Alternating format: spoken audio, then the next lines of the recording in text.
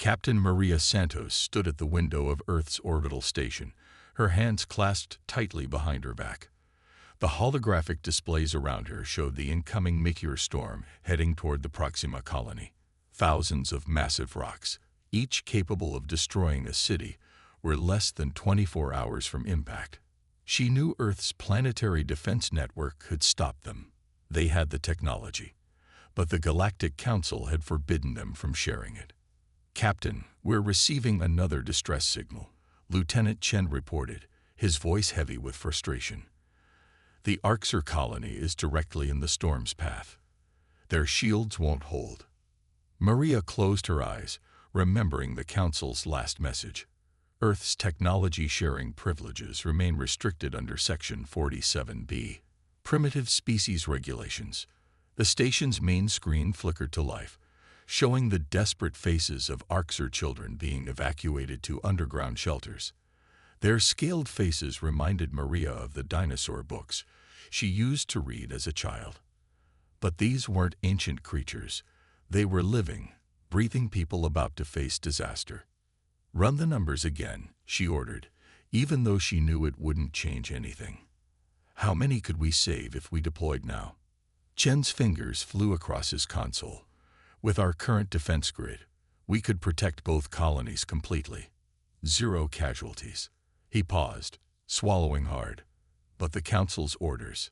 Maria watched as another evacuation ship lifted off from the Proxima surface.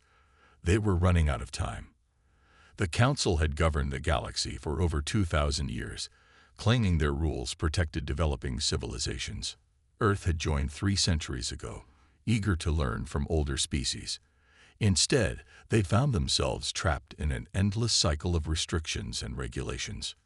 "Captain." A new voice cut through her thoughts. Dr. Sarah Williams, Earth's leading data analyst, burst onto the command deck. Her usually neat appearance was disheveled, and she clutched a data pad like it contained secrets worth dying for. "You need to see this." The information scrolling across the screen made Maria's blood run cold. Internal Council communications, diplomatic records, and classified reports, all pointing to one horrifying truth. The restrictions on Earth weren't about protection. They were about control. "They'd been lying to us," Dr. Williams explained, her voice shaking. "These primitive species regulations, they were created specifically for Earth after they saw our advancement rate. We scared them. The evidence was undeniable. Humanity had progressed through technological ages faster than any known species, where others took millennia to advance from steam power to spaceflight. Humans had done it in centuries. The Council hadn't been protecting Earth, they had been containing it." A new alert flashed across the main screen. The meteor storm had changed course slightly. Now it would hit 3 colonies instead of 2. The death toll estimates made Maria feel sick. "Captain," Chen said softly, "we're receiving a direct transmission from the Council." The holographic image of High Counselor 66 appeared, his crystalline form glittering with assumed authority. "Earth Station Delta, your request for emergency defense deployment is denied. Maintain your current non-intervention status or face severe consequences." Maria looked at the faces around her command deck. Human faces that had trusted the Council, followed their rules, believed in their wisdom. Then she looked at the screen showing the evacuation efforts failing as the storm drew closer. The Council had made a crucial mistake. They had contained humanity's technology, but they couldn't contain human nature itself. Our drive to help others. Our refusal to stand by while innocent lives were lost. Our determination to fight back against injustice. "Dr. Williams," Maria said quietly, "make copies of everything you found. Lieutenant Chen, begin calculating deployment vectors for our defense grid." She straightened her uniform and faced the Council transmission squarely. "And send a message to Earth Command. Tell them it's time." The breaking point had arrived. Humanity had followed the Council's rules for 3 centuries. Now they would show the galaxy why Earth should never have been underestimated. 3 months after the meteor storm crisis, Ambassador Sarah Chen sat in the Grand Hall of the Galactic Council, appearing to be the perfect picture of human submission. Her traditional diplomatic robes were pressed perfectly, her posture respectful but not fearful. To the council members towering above her, she looked exactly like what they expected, a representative of a properly controlled primitive species. They had no idea she was Earth's most skilled digital infiltration expert. Most humble counsel, she began, her voice carefully modulated to sound slightly nervous. Earth wishes to request a minor adjustment to our resource allocation quotas, perhaps a mere 5% increase. High Counselor Zixix's crystalline form sparkled with what humans had learned to recognize as amusement. Request denied. Ambassador, the current quotas are more than generous for a species at your development level. Sarah bowed her head, hiding her small smile, while she kept the council distracted with meaningless requests. Her quantum processors, disguised as decorative jewelry, were scanning every transmission in the chamber. The council's overconfidence was their weakness. They never thought to scan her ornaments for technology because they believed humans couldn't miniaturize quantum computers. Back on Earth, Operation Lazarus was entering its final phase. In a hidden facility beneath the Pacific Ocean, Admiral James Wong watched as his teams tested their latest breakthrough. On the massive screen before him, a captured Council defense drone faced off against its human-modified twin. "Run test sequence 17, he ordered. The original drone activated its shield technology, the same type the Council used to protect their most important facilities. The human-modified drone responded by emitting a precise frequency that caused the shield to collapse instantly. "Perfect," the Admiral murmured. "They gave us the pieces of the puzzle without realizing we could solve it."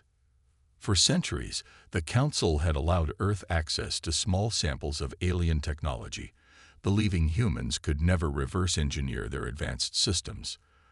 They didn't understand that limitation only made humans more creative. Where Council species developed their technology in isolation, humans had learned to combine and improve upon the innovations of others. In her private chambers on the Council station, Ambassador Chen received the encoded update from Earth. Her quantum jewelry transformed the message into a series of subtle temperature changes against her skin, a communication method no Council species would think to monitor. Project Lazarus, 90% complete. Defensive countermeasures ready, awaiting final authorization. She thought about the billions who had died in the meteor storm while Earth's defense systems sat idle. The Council's arrogance had cost those lives, all because they feared humanity's potential. Now that same arrogance would be their downfall. Sarah composed her next message carefully. Authorization granted. Begin final preparations. Across Earth's solar system, hidden facilities hummed to life. Ships that appeared primitive on the outside but contained revolutionary technology on the inside moved into position. Every Council species had their secret weapons, the Orcs' neural scramblers, the Xinthi's gravity manipulators, the Craxi's phase shields. Humanity had studied them all, found their weaknesses, and improved upon their designs. Admiral Wong stood before the assembled Earth Defense Fleet commanders. The holographic displays around them showed thousands of ships, each carrying technology the Council believed impossible for humans to create. "Remember," he said quietly, "we're not just fighting for Earth. We're fighting for every species the Council has suppressed, every civilization they've held back, every life they've sacrificed to maintain their power." The commanders nodded solemnly. Years of preparation were about to pay off. The Council believed they had contained humanity's growth, but they had actually given Earth time. Time to learn, to prepare, to perfect. Soon, the galaxy would understand why you should never underestimate human determination. The Council's main defense network lit up with 1,000 warnings at once. High Counselor Zixix rushed to the central command chamber, his crystalline form flickering with anxiety. Something was wrong with their systems, but that was impossible. Their technology was perfect. "Report," he demanded. A Xinthi controller's tentacles danced across multiple screens. "High Counselor, we're detecting anomalies in all major defense grids. Our neural networks are." They're acting strangely. On the massive display screen, red warning symbols spread across the galaxy map like stars going nova. One by one, the Council's most advanced defense systems began shutting down, not through brute force attacks, but through perfect understanding of their operating principles. Ambassador Sarah Chen stood calmly in the center of the council chamber, no longer wearing her submissive diplomatic mask. "You should have let us help during the meteor storm," she said quietly. "You should have seen us as equals." The council members stared in shock as their personal shields flickered and died. Humans in Earth Defense Fleet uniforms appeared at every entrance, carrying devices that looked suspiciously like improved versions of the Council's own weapons. "Impossible." Zixix's voice crackled with disbelief.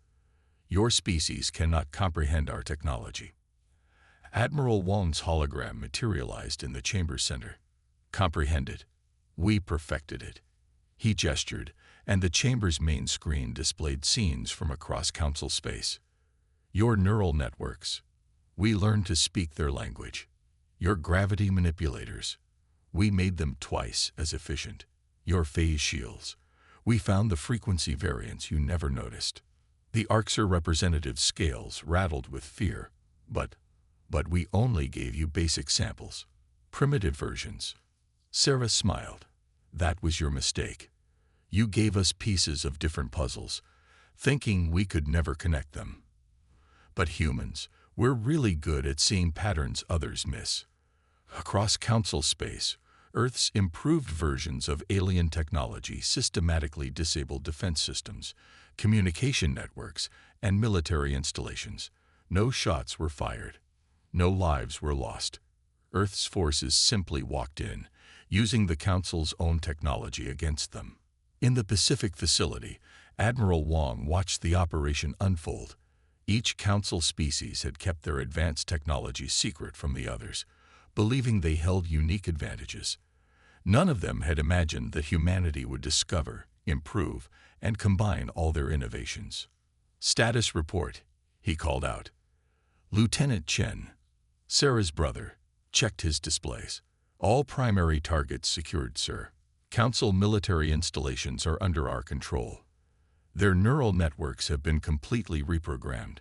No casualties on either side." The Admiral nodded with satisfaction. This was humanity's true strength, not just our ability to understand technology, but our drive to improve it. Where Council species developed their innovations in isolation, humans had learned to see the connections between different systems. Back in the Council chamber, Sarah faced the stunned Council members. "For centuries, you treated us like children playing with toys. You never understood what makes humans different." She activated a holographic display showing Earth's modifications to Council technology. "We don't just copy, we improve. We don't just learn, we innovate. And most importantly, we don't seek to dominate, we seek to understand." The chamber fell silent as the Council members realized the full extent of their miscalculation. They had tried to contain humanity's growth, but instead had created the perfect conditions for humans to surpass them all. High Counselor Zixix's crystalline form dimmed with resignation. What do you want?" Sarah's answer was firm but calm. "We want what we always wanted, a chance to help make the galaxy better. Not through control, but through cooperation. The question is, are you finally ready to listen?" The next 3 days after Earth's takeover of Council systems changed the galaxy forever. In the Grand Assembly Hall, representatives from 1,000 worlds gathered to witness something unprecedented: the trial of the High Council itself. Ambassador Sarah Chen stood at the center of the hall, her voice carrying to every corner as she presented Earth's evidence. Behind her, holographic displays showed centuries of Council secrets. "Look at what they hid from us all," she said, gesturing to the screens. "The Pyrians could have prevented their sun's decay with Earth's solar stabilization technology. The Nexus colonies could have avoided their food crisis with our advanced farming methods. But the Council decided who lived and who died." The younger species representatives leaned forward in their seats. The Pyrians, crystal beings like Zixix, but with a warm amber glow, were the first to stand. Earth protected our outer colonies during their takeover, their speaker announced. They disabled our weapons but preserved our civilian power grids. They showed more care for our people than the Council ever did. More species began to rise. The Orcs, who had lost millions in the meteor storm, raised their scaled hands in support. The Xinthi's tentacles waved in agreement. One by one, the newer Council members began sharing their own stories of suppression and control. Admiral Wong, watching from Earth's command center, nodded in satisfaction. "Show them the education records," he instructed Sarah through their secure channel. The holographic displays shifted to show centuries of restricted knowledge, medical breakthroughs held back from developing worlds. Scientific discoveries marked too advanced to share, cultural exchanges forbidden to preserve species purity. The Council didn't protect us, Sarah continued. They didn't guide us. They feared us, all of us. Any species that showed too much potential was labeled dangerous and restricted. In their secured chamber, the High Council members watched their power crumble. Zixix's crystalline form had dulled to an ashamed gray. A young Nexus representative, their plant-like features trembling with emotion, approached the speaking platform. 3 years ago, my world asked for help with our atmosphere purification. The Council said we weren't ready for such technology. We lost 2 million people to toxic storms. Sarah activated a new hologram. Earth's atmospheric processors could have saved them. We tried to share the designs. The Council blocked us 15 times. The assembly erupted in discussion. Centuries of grievances poured out. Species that had competed for Council favor now shared stories of manipulation and control. Dr. Williams, Earth's data analyst, worked rapidly at her station in the Pacific facility. "Admiral, we're detecting increasing unity among the younger species. The Council's support base is dissolving." The Admiral smiled. "Good. Sarah, show them the final file." In the assembly hall, Sarah opened the last document. "This is the Council's threat assessment of every species. Notice how they ranked us by our potential for independent thought, for creativity, for cooperation with others." She paused, letting the implications sink in. They weren't protecting the galaxy. They were controlling it. The Pyrian speaker raised their crystalline arms. "We withdraw from the Council system. We stand with Earth." More declarations followed. Species after species stood up, choosing a future of cooperation over control. The Council's careful structure of power, built over thousands of years, collapsed in a single session. As the old order crumbled, Sarah watched the younger species beginning to form new alliances. There was fear in some eyes, yes. Change was always frightening. But there was also hope. Hope for a galaxy where innovation was celebrated, not contained, where cooperation replaced control. "Earth doesn't want to rule," she announced to the assembly. "We want to share, to learn from each other, to grow together." She looked at the former Council members. "The question is, are you ready to grow with us?" 1 year after the Council's fall, the galaxy gathered again in the same chamber. But everything had changed. Where once strict hierarchies had separated species, now representatives from 1,000 worlds sat together as equals. The old Council's towering thrones had been replaced by a circular arrangement of seats, symbolizing their new unity. Ambassador Sarah Chen stood at the center of the chamber, surrounded by holograms showing the achievements of the past year. Behind her, Admiral Wong and Dr. Williams watched with pride. "In just 1 year," Sarah began, "we've accomplished what the Council claimed was impossible. Look at the Pyrian system. Their sun is stable for the first time in centuries, thanks to Earth's solar engineering shared with their scientists. The Nexus colonies have ended their food crisis by combining their organic farming knowledge with Earth's climate control systems." The holograms shifted to show new images. Joint research facilities where different species worked side by side, shipyards where vessels were built using combined technologies, and schools where children of all species learned together. High Councilor Zixix, now simply Representative Zixix, rose from his seat. His crystalline form had regained some of its former shine, but now it sparkled with humility rather than arrogance.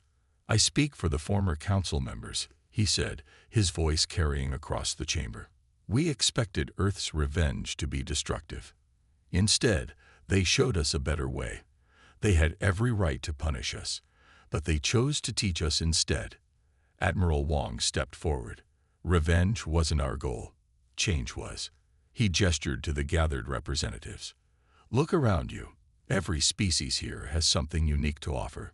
The council's mistake was seeing difference as danger. Dr. Williams activated new displays showing statistics from the past year.